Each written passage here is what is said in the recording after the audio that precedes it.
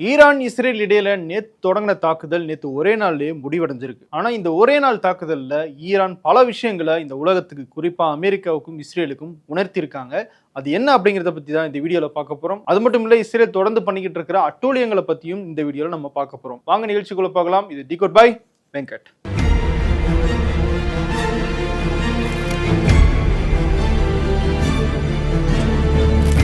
26 வருட நம்பிக்கை, லட்சக்கணக்கான சந்தோஷ திருமணங்கள். கல்யாணம்னாலே தமிழ் மேட்ரிமோனி தான். லெபனான் தலைநகர் பெய்ரூட் மேல இஸ்ரேல் தாக்குதல் நடத்தக்கூடாது, அப்படி தாக்குதல் நடத்தினாங்கன்னா நாங்க இஸ்ரேலினுடைய வடக்கு பகுதி மேல தாக்குதல் நடத்துவோம் அப்படின்னு ஈரான் கடந்த வாரமே எச்சரிச்சிருந்தாங்க. அந்த எச்சரிக்கையையும் மீறி அமெரிக்காவுக்கும் ஈரானுக்கும் இடையில நடந்துகிட்டு இருக்கிற அந்த பேச்சுவார்த்தை நடக்கக்கூடாது அப்படிங்கிற அந்த நோக்கத்தோட இஸ்ரேல் பெய்ரூட் மேல தாக்குதல் நடத்தினாங்க. அதை கண்டிச்சு ஈரான் இஸ்ரேலினுடைய வடக்கு பகுதி மேல நேத்து ஏவுகணை தாக்குதலை நடத்தினாங்க. பதிலுக்கு இஸ்ரேலும் தாக்குதல் நடத்தினாங்க. தீவிரமான தாக்குதலாக இருந்துச்சு. உலகம் முழுக்க திரும்பவும் இந்த போர் பெருசா வெடிச்சிருமோ அப்படிங்கிற ஒரு பதற்றம் ஏற்பட்டுச்சு. இத்தனைக்கும் டொனால்ட் ட்ரம்ப் இஸ்ரேலுடைய பிரதமர் பெஞ்சமின் நெத்தன்யாஹூ கிட்ட நீங்க ஈரான் மேல திரும்ப தாக்குதல் நடத்தாதீங்க அப்படின்னு சொல்லி கேட்டுக்கிட்டாரு. உத்தரவாவே போட்டாரு. ஆனாலும் அதையும் மீறி நெத்தன்யாஹூ ஈரான் மேல தாக்குதல் நடத்தினாரு. ஒரு கட்டத்துல ட்ரம்ப் தலையிட்டு 2 நாடுகள்கிட்டையும் பேசி 2 நாடுகளுமே தாக்குதலை நிறுத்தணும் அப்படின்னு கேட்டுக்கிட்டாங்க.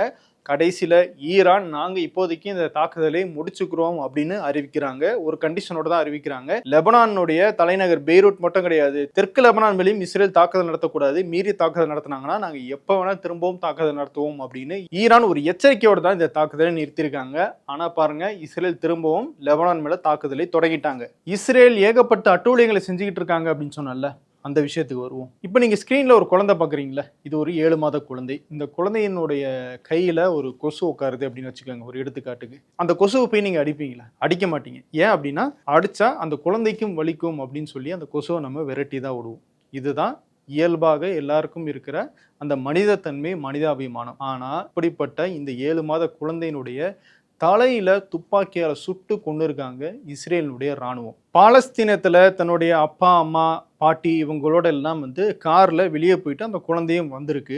அப்போ இஸ்ரேலினுடைய ராணுவத்தினர் தடுத்து நிறுத்திருக்காங்க. அந்த காரை இயக்கிட்டு வந்த அந்த குழந்தையினுடைய அப்பா உடனடியாக காரை நிறுத்திட்டு கையையும் தூக்கி இருக்காரு.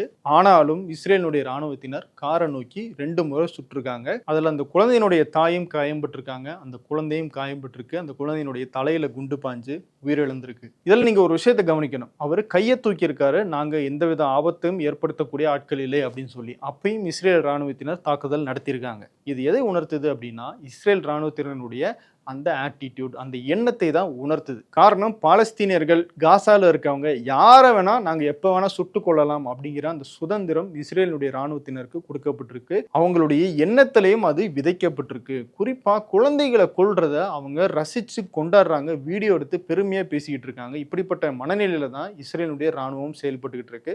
அதனாலதான் அவர் கையை தூக்கிட்ட காரை நிறுத்தினா என்ன, நாங்க 2 துப்பாக்கி சுடுறது சும்மா சுடதான் செய்வோம் அப்படின்னு சொல்லி சுட்டதுல தான் அந்த குழந்தை இறந்திருக்கு. இப்போ இஸ்ரேல் தரப்புல அசால்ட்டா சொல்லிட்டாங்க, நாங்க அதை பத்தி விசாரிக்கிறோம் அப்படின்னு.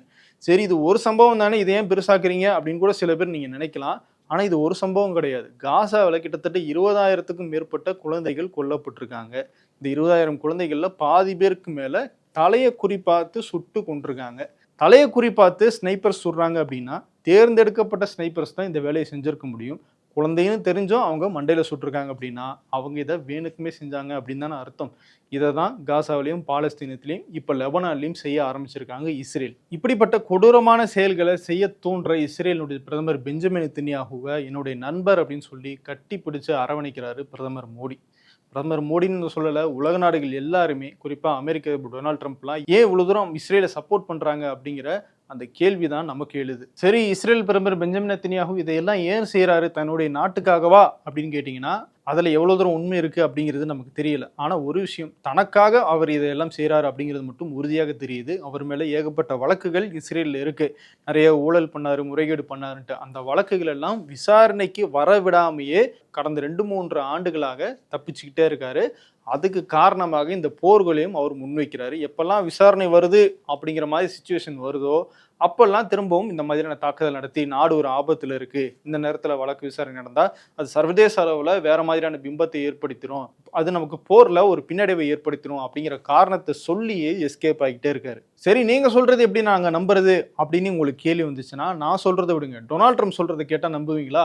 டொனால்ட் ட்ரம்ப்பே நெத்தனியாஹு கிட்ட கால் பண்ணி பேசுறாரு, லெபனான் மேல அட்டாக் பண்ணாதீங்க, இங்க பேச்சுவார்த்தை நல்லபடியா போய்கிட்டு இருக்கு, மீறி அட்டாக் பண்ணீங்கன்னா வேற பின்விளைவுகளை சந்திக்க நேரிடும், நீங்க தனியா செயல்படுற மாதிரியான ஒரு நிலைமை ஏற்படும் அப்படிங்கிறத சொல்லியிருக்காரு. சொல்லிட்டு நான் தான் உங்களை ஜெயிலுக்கு போக விடாம தடுத்து காப்பாத்திக்கிட்டு இருக்கேன் அப்படின்னு சொல்லியும் டொனால்ட் ட்ரம்ப் ரொம்ப ஹார்ஷா நெத்தனியாஹு கிட்ட பேசியிருக்காரு. இதை டொனால்ட் ட்ரம்ப் அமெரிக்காவுடைய ஒரு ஊடகத்துக்கு கொடுத்த பேட்டியில வெளிப்படையாக ஆமா நான் அப்படிதான் பேசினேன் அப்படின்னு சொல்லியும் சொல்லியிருக்காரு. அது மட்டும் இல்ல, நேத்து நடந்த அந்த தாக்குதலின் போதும் லெபனானுடைய பிரச்சனையும் சரி, ஈரான் அமெரிக்கா இடையிலான அந்த பேச்சுவார்த்தையும் சரி, நாங்கள் சீக்கிரம் முடிக்கணும்னு நினைக்கிறோம், அதனால நீங்க லெபனான் மேல தாக்குதல் நடத்தாதீங்க, எது சரியோ அதை பண்ணுங்க அப்படின்னு சொல்லி இஸ்ரேலுக்கு அழுத்தம் கொடுத்திருக்காரு டொனால்ட் ட்ரம்ப். இந்த இடத்துல இன்னொரு முக்கியமான விஷயத்தை நீங்க கவனிங்க. ஜூன் 2025 இஸ்ரேலும் ஈரானும் போருக்குள்ள வந்தாங்க. இஸ்ரேல் தாக்குதல் நடத்தினாங்க, பதிலுக்கு ஈரான் நடத்தினாங்க. ஒரு 12 நாள் இந்த போர் நடந்துகிட்டு இருந்துச்சு. அப்போ அமெரிக்க அதிபர் டொனால்ட் ட்ரம்ப் இந்த தாக்குதலை நிறுத்தணும் அப்படிங்கிற அழுத்தத்தை ஈரானுக்கு தான் அதிகமாக கொடுத்தாரு. தாக்குதலை நிறுத்துறதுக்காக ஈரான் மேல தான் இந்த B2 பாம்பர்ஸை போட்டு அவங்களுடைய அணுசக்தி திட்டத்தை நாங்கள் அழிச்சிட்டோம் அப்படின்னு பேசினார். ஆனா 2026 ஜூன்ல நடந்த இந்த ஒரு நாள் தாக்குதல்ல இஸ்ரேல் தாக்குதலை நிறுத்தணும் அப்படின்னு சொல்லி அழுத்தத்தை இஸ்ரேலுக்கு கொடுத்திருக்காரு டொனால்ட் ட்ரம்ப். ஏன் இந்த மாற்றம்? அதையும் டொனால்ட் ட்ரம்பே சொல்றாரு, நாங்களும் இஸ்ரேலும் ஈரான் மேல தாக்குதலை திரும்பவும் தொடங்கணும் அப்படின்னா அதில் ஏகப்பட்ட உயிரிழப்புகள் வரும், அதையெல்லாம் தாண்டி ஸ்ட்ரெய்ட் ஆஃப் ஹோர்முஸை இன்னும் சில மாதங்களுக்கு மூடியே வைக்க வேண்டிய நிலைமை ஏற்படும், அந்த நிலைமை வரக்கூடாது அப்படின்னு தான் நாங்கள் பேச்சுவார்த்தைக்கு போயிருக்கோம், அந்த பேச்சுவார்த்தையும் கிட்டத்தட்ட முடிகிற நிலைமையில இருக்கு அப்படின்னு டொனால்ட் ட்ரம்ப் பேசுறாரு. அதனால நாங்கள் ஈரானோட பேச்சுவார்த்தை நடத்திட்டு இருக்கோம், ஈரானோட கப்பல்களை முடக்கி அவங்களை எப்படியாவது வழிக்கு கொண்டு வரலாம்னு நினைச்சுக்கிட்டு இருக்கோம், ஆனால் நீ அதை கெடுக்கிற வகையில் இப்படி அட்டாக் பண்ணிக்கிட்டு இருக்க அப்படிங்கிற கோபம் தான் டொனால்ட் ட்ரம்ப்புக்கு வந்திருக்கு. இதுல இருந்து நமக்கு ஒரு விஷயம் நம்ம தெளிவாக தெரியுது, ஈரான் ஸ்ட்ரெய்ட் ஆஃப் ஹோர்முஸை எவ்வளவு முக்கியமான ஒரு ஆயுதமாக தங்களுடைய கையில வச்சிருக்காங்க அப்படின்னு. அவங்க அதை கையில வச்சிருக்கிற வரைக்கும் மற்ற நாடுகளால அதை எதுவுமே செய்ய முடியாது அப்படிங்கிறது தான் இந்த போர்ல நமக்கு கிளியர் கட்டாக தெரிஞ்சிருக்கிற ஒரு முக்கியமான எவிடன்ஸ். அதை தான் ஈரானுடைய நாடாளுமன்ற சபாநாயகர் கலிபஃபும் சொல்றாரு, நீங்க பேச்சுவார்த்தையை மீறினதும் சரி, தாக்குதல் நிறுத்தத்தை மீறும் போதும் சரி, அதையெல்லாம் முறியடிச்சிருக்கும், இந்த போர் முடியணும் அப்படிங்கிற நல்ல நோக்கமும் சரியான நோக்கமும் உங்களுக்கு இல்லாத வரைக்கும் ஈரான் இந்த மாதிரியான பதிலடிகளை தான் உங்களுக்கு கொடுக்கும் அப்படின்னு அவர் சொல்லியிருக்காரு. நல்லா யோசிச்சு பாருங்க, ஜூன் 2025 நடந்த போர்லையும் சரி, பிப்ரவரி 2026 நடந்த போர்லையும் சரி, முதல்ல தாக்குனது இஸ்ரேலும் அமெரிக்காவும். ஆனா நேத்து நடந்த தாக்குதல்ல முதல்ல ஆரம்பிச்சது ஈரான். இதுல இருந்தே ஈரான் எவ்வளவு தூரம் கான்பிடென்ட்டாக இருக்காங்க அப்படிங்கறத நம்மளால புரிஞ்சுக்க முடியும். இந்த போர் தொடங்கி ஸ்ட்ரெய்ட் ஆஃப் ஹோர்முஸ் அப்படிங்கிற அணு ஆயுதத்தை பத்தி ஈரான் நல்லா புரிஞ்சதுக்கு பிறகு அதை அவங்க கண்ட்ரோல்ல வச்சுக்கிட்டு தான் இந்த தாக்குதலை நடத்துறாங்க அப்படிங்கிறது தெளிவாக தெரியுது.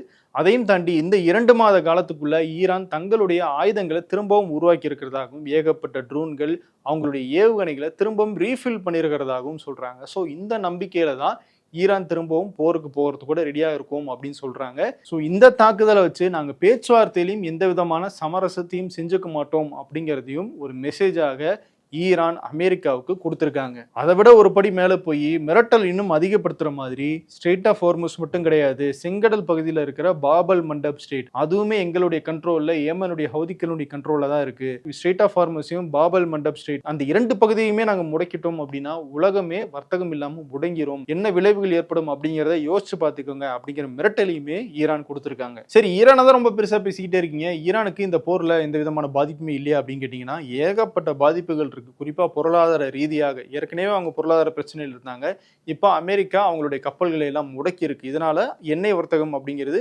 முன்னாடியை விட ரொம்பவே குறைஞ்சிருக்கு. அதுக்கு மாற்றாக ஈரான் என்ன பண்றாங்க, பாகிஸ்தான் வழியாக சாலை மார்க்கமாக வர்த்தகத்தை ஏற்றுமதி செய்யலாம் அப்படின்னு ஒரு பாதையை சூஸ் பண்ணியிருக்காங்க. இன்னொன்று, நான் சொன்ன மாதிரி ஏற்கனவே அவங்க பொருளாதார பிரச்சனைகள் இருந்ததுனால 10-11 அப்படின்னு இதையும் சமாளிக்கலாம் அப்படிங்கிற ஒரு முடிவுக்கு வந்துட்டாங்க ஈரான். ஆனா இது எவ்வளவு நாள் அவங்களால சமாளிக்க முடியும் அப்படின்னு தெரியல. அமெரிக்காவுக்கும் இதே பிரச்சனை தான். ஸ்ட்ரெய்ட் ஆஃப் ஹோர்முஸை மூடுவதன் மூலமாக மற்ற நாடுகளுக்கு எல்லாம் பிரச்சனை ஏற்படுது அப்படின்னா இந்த ஸ்ட்ரெய்ட் ஆஃப் ஹோர்முஸ் வழியாக எண்ணெய் வாங்காத, கேஸ் வாங்காத அமெரிக்காவுக்கும் பிரச்சனை ஏற்படுது. ஏன்னா உலகம் முழுக்க தட்டுப்பாடு ஏற்படுறது, அமெரிக்காவிலையும் பெட்ரோல் டீசல் விலையை ஏற்றி விட்டுருது. அமெரிக்காவில் அடுத்து எலெக்ஷன் வேற வருது நவம்பர் மாதம். அமெரிக்க நாடாளுமன்றத்தில் இந்த போருக்கு எதிராக தீர்மானங்கள் கொண்டு வரப்பட்டிருக்கு. அடுத்து போர் தொடங்கணும் அப்படின்னா அதுக்கு டொனால்ட் ட்ரம்ப்புக்கு ட்ரம்ப்புக்கு நாடாளுமன்றத்தினுடைய அனுமதி கிடைக்குமா அப்படிங்கிறது தெரியல. இப்படிப்பட்ட சிக்கலான சிச்சுவேஷன் இருக்கும்போது ரெண்டு தரப்புக்குமே பாசிட்டிவ்ஸும் இருக்கு, நெகட்டிவ்ஸும் இருக்கு. ஆனாலும் இவங்க ரெண்டு பேரும் இதை திரும்ப விரும்புறாங்க, வெற்றியை மட்டும்தான். இந்த போர்ல யாரு வெற்றி பெற்றாங்க அப்படிங்கிறத உலகம் முழுக்க நிறுவி காட்டணும் அப்படிங்கிறது தான் இவங்க ரெண்டு பேருமே விடாப்படியாக இருக்கிற இடம். டொனால்ட் ட்ரம்ப்புக்கு நம்ம ரொம்ப ஓவரா பேசிட்டோம், இவ்வளவு பெரிய தாக்குதல் நடத்திட்டோம், இவ்வளவு செலவு பண்ணிட்டோம், அதுக்கப்புறமாகவும் நம்மளால இந்த பேச்சுவார்த்தையில நம்ம விரும்பின விஷயங்களை ஈரான் மூலமாக நிறைவேற்றிக்க முடியல அப்படின்னா அது நமக்கு கிடைச்ச தோல்வியாக மாறிடும். ஏகப்பட்ட பேருக்கு பதில் சொல்ல வேண்டியதாயிரும், சர்வதேச அரங்கில் அவமானமாயிரும் அப்படிங்கிறது தான் டொனால்ட் ட்ரம்பினுடைய எண்ணம். அதனால நமக்கு சாதகமான விஷயங்களை எப்படியாவது இந்த பேச்சுவார்த்தையில சாதிச்சு முடிச்சிடணும் அப்படின்னு டொனால்ட் ட்ரம்ப் நினைக்கிறாரு. ஆனா ஈரான் அதுக்கு எதிராக நினைக்கிறாங்க. ஈரானை பொறுத்த வரைக்கும் ஈரானுடைய சொத்துக்களை எல்லாம் முடக்கி வச்சிருக்காங்க. அந்த சொத்துக்களை விடுவிச்சு வாங்குறது ஈரானுடைய அணுசக்தி திட்டம். இதையெல்லாம் எப்படியாவது அவங்களுடைய உரிமைகளாக கேட்டு வாங்கி நிலைநிறுத்துறது ஈரானுடைய வெற்றியாக அவங்க பார்க்குறாங்க. ஏன் இந்த வெற்றி ஈரானுக்கு ரொம்ப முக்கியம் அப்படின்னா அப்போதான் அடுத்தடுத்து தாக்குதல்கள் நடக்காது. அப்படியே தாக்குதல் நடந்தாலும் ஈரான் ஒரு ஸ்ட்ராங் ஹோல்டாக அந்த இடத்துல இருப்பாங்க. தங்களுடைய உரிமையை நிலைநாட்டி சர்வதேச அரங்கில் தங்களை நிரூபிக்க வேண்டிய கட்டாயத்தில் ஈரான் இருக்காங்க. அதனால ஈரானும் இந்த பேச்சுவார்த்தையில் எப்படியாவது நமக்கு சாதகமான விஷயங்களை கேட்டு வாங்கி வெற்றி பெற்றணும் நினைக்கிறாங்க. இந்த ரெண்டு நாடுகளுடைய இந்த எண்ணம் தான் இந்த பேச்சுவார்த்தையை ஒரு முடிவுக்கு வராம நிறுத்தி வச்சிருக்கு. ஸோ அமெரிக்காவுக்கும் ஈரானுக்கும் தங்களுக்கு சாதகமான விஷயங்களை இந்த பேச்சுவார்த்தையில சாதிச்சுக்கணும் அப்படிங்கிறது தான் வெற்றி அவங்கள பொறுத்த வரைக்கும். ஆனா இஸ்ரேலை பொறுத்த வரைக்கும் எது வெற்றினா இந்த ஒப்பந்தம் அமெரிக்காவுக்கும் ஈரானுக்கும் இடையில கையெழுத்து ஆகிடக்கூடாது அப்படிங்கிறது தான் அவங்களுக்கு கிடைச்ச வெற்றி. அதனாலதான் இது எப்படியெல்லாம் கெடுக்கலாம் அப்படின்னு யோசிச்சு இஸ்ரேல் பிரதமர் பெஞ்சமின் நெத்தன்யாஹூ செயல்பட்டுக்கிட்டு இருக்காரு. லெபனான் மேல இப்ப நம்ம இந்த வீடியோ ஷூட் பண்ணிட்டு இருக்கும்போது கூட தாக்குதல் நடத்திட்டு தான் இருக்காரு. பாப்போம் இந்த தாக்குதல் அடுத்த பின்விளைவுகளை ஈரான் கிட்ட இருந்து சந்திக்குதா இல்ல பேச்சுவார்த்தை கையெழுத்தாகுதா அப்படிங்கிறது எல்லாம் தொடர்ந்து நம்ம டீகோ நிகழ்ச்சியில பார்க்கலாம். வேறு வீடியோவில் உங்களை மீண்டும் சந்திக்கிறேன். நன்றி. 26 வருட நம்பிக்கை, லட்சக்கணக்கான சந்தோஷ திருமணங்கள். கல்யாணம்னாலே தமிழ் மேட்ரிமோனி தான்.